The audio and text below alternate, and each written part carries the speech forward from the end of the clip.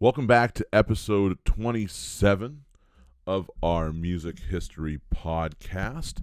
Today, we're going to start to look at Bach. We're going to start off with a brief background on Bach. Then we're going to do an in-depth look at the first movement of Bach's Brandenburg Concerto number 5. And with time permitting, we'll also start to talk about the fugue and maybe look at some more of Bach's work. So, with that, let's jump in. First, we'll talk about Bach a little bit. So, his name was Johann Sebastian Bach, born in 1685 and lived until 1750. During the Baroque era, crafts were handed down in family clans, and in music, the Bach clan was one of the biggest, providing the region of Thuringia in central Germany with musicians for many generations. Most of the Bachs were lowly town musicians or Lutheran church organists. Only a few of them gained court positions. Johann Sebastian, who was himself taught by several of his relatives, trained 4 sons who became leading composers of the next generation. Before he was 20, Bach took his first position as a church organist in a little town called Arnstadt, then moved to a bigger town called Münchhausen. Then he worked his way up to a court position with the Duke of Weimar. As a church organist, Bach had to compose organ music and sacred choral pieces, and at Weimar he was still required to write church music for the ducal chapel, as well as sonatas and concertos for performance in the palace. The way his Weimar position terminated tells us something about the working conditions of court musicians. When Bach tried to leave Weimar for another court, Köthen, the Duke balked and threw him in jail for several weeks before letting him go. At Köthen, the prince happened to be a keen amateur musician who was not in favor of elaborate church music, so Bach concentrated on instrumental music. In 1723, Bach was appointed cantor of St. Thomas's Church in Leipzig, a center of the Lutheran church music in Germany. He not only had to compose and perform, but also organize music for all 4 churches in town. Teaching in the choir school was another of his responsibilities. Almost every week in his first years at Leipzig, Bach composed, had copied, rehearsed, and performed a new cantata, that is, a religious work for soloists, choir, and orchestra containing several movements and lasting from 15 to 30 minutes. Bach chafed under bureaucratic restrictions and political decisions by town and church authorities. The truth is he was never appreciated in Leipzig. Furthermore, at the end of his life, he was regarded as old-fashioned by modern musicians, and one critic painted Bach by saying so in print. Indeed, after his death, Bach's music was neglected by the musical public at large, though it was admired by composers such as Mozart or Beethoven. Bach had 20 children, 7 with his first wife, a cousin, and 13 with his second, a singer, for whom he prepared a little home music anthology, the Notebook of Anna Magdalena Bach. The children were taught music as a matter of course and also taught how to copy music. The performance parts of many of his weekly cantatas that Bach composed are written in their hands. From his musical response to the sacred words of these cantatas and other works, it is clear that Bach thought deeply about religious matters. Works such as his Passions and his Mass in B minor emanate a spirituality that many listeners find unmatched in any other composer. Bach seldom traveled except to consult on organ construction contracts, for which the customary fee was often a cord of wood or a barrel of wine. Blind in his last years, he continued to compose by dictation. He had already begun to assemble his compositions in orderly sets, chorale preludes, organ fugues, preludes and fugues for harpsichord. He also clearly set to produce works that would summarize his final thought about Baroque forms and genres. Such works are the Mass in B minor, the 33 Goldberg variations for harpsichord, and the Art of Fugue, an exemplary collection of fugues all on the same subject, left unfinished at his death. Bach was writing for himself, for his small devoted circle of students, perhaps for posterity. It is a concept that would have greatly surprised the craftsman musicians who were his forebearers. You would have seen on the screen a list of some of his chief works that you might want to check out, as well as a picture of him himself. So with that being said, let's talk about Brandenburg Concerto No. 5 for flute, violin, harpsichord, and orchestra. A concerto grosso is a concerto for a group of several solo instruments, rather than just a single one and orchestra. In 1721, Johann Sebastian Bach sent a beautiful manuscript containing 6 of these works to the Margrave of Brandenburg, a minor nobleman with a paper title. The Duchy of Brandenburg had recently been merged into the Kingdom of Prussia, Europe's fastest growing state. We do not know why this music was sent, if Bach was job hunting, he was unsuccessful, nor if it was ever performed in Brandenburg.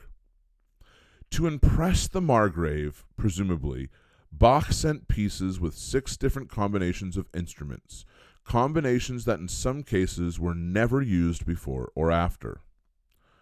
Taken as a group, the Brandenburg concertos present an unsurpassed anthology of dazzling tone colors and imaginative treatments of the Baroque concerto contrast between soloists and orchestra. Brandenburg Concerto No. 5 features as its solo group a flute, violin, and harpsichord. The orchestra is the basic Baroque string orchestra that we talked about before. The harpsichordist of the solo group doubles as the player of the orchestra's continuo chords, and the solo violin leads the orchestra during the ritornellos. So we're going to talk about in detail a bit the first movement of the Brandenburg Concerto No. 5. This movement is titled Allegro. In ritornello form, the first movement of Brandenburg Concerto No. 5 opens with a loud, bright, solid-sounding orchestral ritornello that is basically homophonic in texture. The melody is attractive and easily recognized, but, like so many Baroque melodies, becomes more complicated as it proceeds, as you can see here. For simplicity's sake, the music example here omits the note repetitions on the 8th notes. You could probably learn to sing phrase A easily enough, but B and C are much harder. There is no clear stop between them, and the melody begins to wind around itself in an intricate way. Yet, it is undoubtedly just these features that give the ritornello its strength and its flair and keep it fresh when fragments of it return later in the movement. Once the ritornello ends with a solid cadence, the 3 solo instruments enter with rapid imitative polyphony. They dominate the rest of the movement. They introduce new motives and new patterns of figuration, take over some motives from the ritornello, and toss all these musical ideas back and forth between them. Every so often, the orchestra breaks in again, always with clear fragments of the ritornello in various keys. All this has a very, very different effect from that of Vivaldi's Violin Concerto in G, not only because of the sheer length of the movement and its elaborate form, but because of the richness of the counterpoint and the harmony. During a particularly striking solo section in the minor mode, the soloists abandon their motivic style and play Baroque mood music with even richer harmonies and intriguing special textures. After this, you may be able to hear that all the solos are closely related to solos heard before the minor mode section, all that is except for the very last. Here, the harpsichord gradually outpaces the violin and the flute until finally it seizes the stage and plays a lengthy virtuoso passage while the other instruments wait silently. An improvised or improvisatory solo passage of this kind within a larger piece is called a cadenza. Cadenzas are a feature of concertos in all eras. The biggest cadenza always comes near the end of the first movement, as in the Brandenburg Concerto No. 5. In this cadenza, the harpsichord breaks out of the regular eighth-note rhythms that have dominated this long movement. Its swirling, unexpectedly powerful patterns prepare inexorably for the final entrance of the orchestra. The whole ritornello is played exactly as at the beginning. At last we hear it as a complete and solid entity, not in fragments. So, have a listen to the Brandenburg Concerto No. 5's first movement. I will put some aids up on the screen to help you out to what you should be listening to, but this will last a little over 10 minutes. So please enjoy.